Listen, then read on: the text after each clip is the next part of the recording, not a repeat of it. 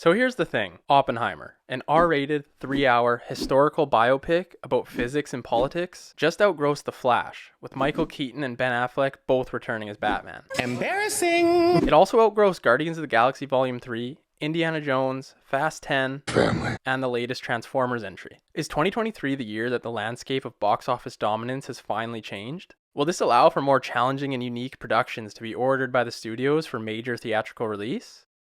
Next. I'm not sure why I said next. Intros are pointless. The summer blockbuster season of 2023 seems on paper like the first normalish one in a long while. All of the elements are there. There have been franchise installments, superhero installments, nostalgia sequels, heavily marketed monster hits, a couple of low-budget specialty breakouts, respectable art house releases, and a few scattered family movies raking in solid bucks too. And after years of paltry returns, this summer's been a whopper. July 2023 is the second biggest month in box office returns history. The crown still belongs to July 2011, when the final Harry Potter movie was released. And also this. Yet the lines haven't fallen in the usual places. Mission Impossible, Fast 10, Family. and Indiana Jones didn't do nearly as well as some of their predecessors. All three opened well below the previous film in the series, in Indy's case, 40 million below, and they've all been slower to earn as well. Meanwhile, Elemental, while raking in decent money, still struggled in comparison to its older Pixar siblings. And The Flash was just an unqualified flop. Just an absolute pile of Not long ago, franchise films, superheroes, and Pixar releases were the backbone of the summer blockbuster season. Essentially, Robert Downey Jr. said, I am Iron Man. and the next decade and a half were dominated by comic book movies, with the MCU becoming the most profitable film franchise at the box office of all time. Whether it be the Avengers films, Spider-Man, Batman, Wonder Woman, Guardians, or essentially any Marvel or DC property throughout the 2010s, it was almost assured that any film in the genre would be a massive hit.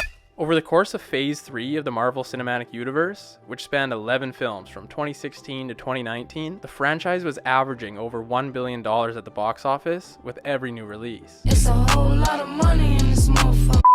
However, as the 2020s have progressed, it has become more apparent that the comic book and superhero films are not exciting audiences to the degree that they used to. While there are a few key exceptions like Spider-Man No Way Home and Matt Reeves' The Batman, many of the films produced by Marvel and DC have been underperforming quite substantially throughout the last few years. I mean, just look at this graph. That shift has become even more apparent in 2023.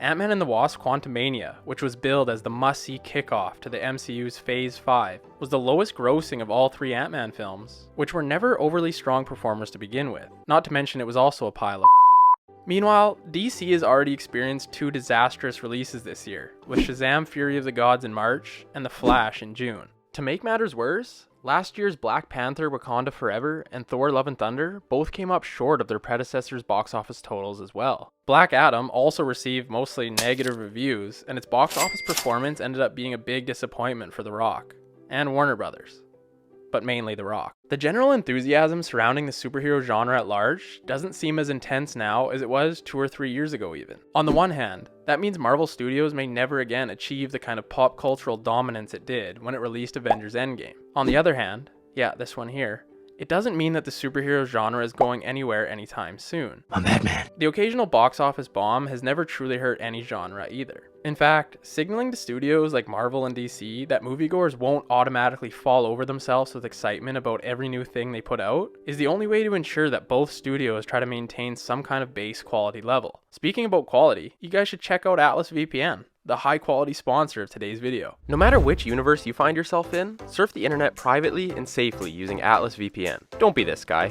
falling for malicious links targeting your sensitive information in this digital age we live in. With Atlas VPN, you always keep your Google searches in private. You can browse the web with real and organic search results, and do it without any unwanted tracking of your activity. My favorite part about Atlas VPN is that I'm not region restricted when it comes to binging my streaming content. Watching a fantastic film like Nightcrawler on Netflix is something that is impossible for me living in Canada. But with Atlas VPN, I can simply change the location of my network, boot up Netflix again from a different region, and boom, I have a vast amount of new content at my fingertips that I wouldn't have had before.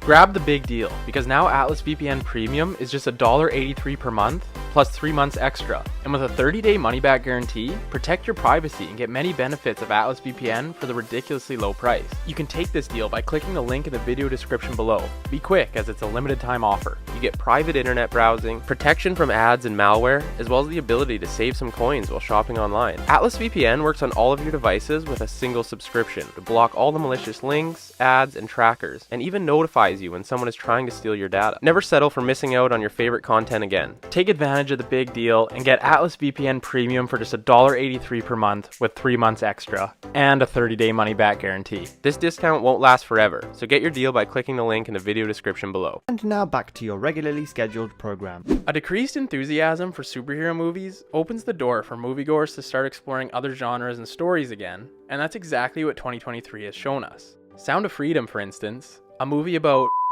was propelled along by deploying the movie they don't want you to see culture war. But money's what matters, and Sound of Freedom has made bank, grossing more than $150 million in its US release. That's about $10 million more than what Mission Impossible Dead Reckoning has made in the US, and a whole pile more than Black Adam has made. That pile of And Sound of Freedom isn't exactly the kind of spectacle and effects-driven movie you go to in order to turn off your brain and enjoy your popcorn. But neither is Oppenheimer. Scientific innovation connected here. Secret laboratory. Christopher Nolan remains one of the few reliably commercial blockbuster directors whose work is also genuinely challenging. And his 3-hour biopic about the father of the atomic bomb, a movie which is almost entirely just men in rooms talking about physics and politics, may just join the $1 billion club. It's a whole lot of money in this motherfucker. I think movies like Oppenheimer and Sound of Freedom outperforming all of these major franchise blockbusters prove that the pendulum is swinging back from audiences only flocking to giant tentpole effects-driven movies to films that are more challenging and aren't necessarily as easy to digest.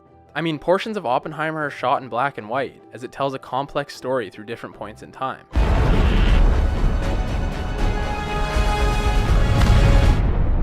Events and cultural moments are what sell tickets now, and comic book films have been the event films for the past decade. But I tend to believe that we're currently experiencing a change in the landscape. The best way to create event films, in my opinion, is to let creators create. I think audiences are sick of seeing the same old patterns reused with each coming film. I mean, just look at Nolan's demands for Oppenheimer. It was somewhat of a box office risk for Universal, but it paid off handsomely. We got a unique and challenging event film that was immensely successful at the box office. I mean, Jaws set the rules in 1975. A blockbuster is not just an evening out or a random choice you make at the ticket counter. A blockbuster is defined by a huge theatrical rollout, preceded by advertising blanketed so thickly that the people kind of get sick of it. Copious tie-in merchandise and a sense of urgency. I mean, every major network was airing Jaws TV spots for the entire week leading up to its theatrical release. I mean, that's what I think. I don't know. I wasn't alive. For a blockbuster to really hit it big, the audience has to be convinced that this is the best thing for them to do with their time, money, and friends. You've got to go see it or you'll be left out. It's an event. From the start, these kinds of films have tapped into a very particular kind of marketing, the kind that appeals to our human need to belong. That's what Barbenheimer somehow recaptured and why people showed up in elaborate costumes to see the movies. The Sound of Freedom audience felt the same urgency through a campaign largely conducted through word of mouth. Your friends saw this movie. They posted about it. They want you to see it too, and it's your moral duty to do so. Well, at least you're supposed to feel that way. There's a lesson in this story for an industry that has been fixated on platform-agnostic content for so long. You know what's not, or maybe very rarely, an event? A movie that's spat out onto a streaming platform that you can watch whenever you want, wherever you want, probably by yourself. That's true for movies for TV, and the industry used to know this. Remember must-see TV? We still occasionally recapture that magic, as the excitement around the final season of Succession or bigger shows like The House of Dragon have demonstrated. But believe it or not, people actually like to have their lives interrupted by the art that they find entertaining. People don't feel urgency around entertainment that they can get whenever they want. And if anecdotal experience is any indication, they'll just never get around to it. The things that excite us, that cause us to spend money, which is in the end the point for the distributors, are event happenings. We plan and save and post about Taylor Swift concerts and Legends of Zelda Tears of the Kingdom drops, and we rearrange our schedules to make sure we can engage with them when everyone else is. Movies aren't different, and movie theaters done right are the perfect venue for eventizing screen-based entertainment, which when we get down to it, is still just about the cheapest night out activity there is. But despite what it has going against it, the movie industry isn't dead yet, and movies don't have to die. Recapturing the art of creating an event out of a movie might be an uphill climb for an industry that has been fixated on other matters. But if Hollywood wants to keep itself from the brink, it's a lesson they're going to have to agree to finally relearn. Guys, thanks so much for watching. I would love to know all of your thoughts below. A like would mean the world, and if you like this sort of content, consider hitting that subscribe button, and I'll see you all for the next video.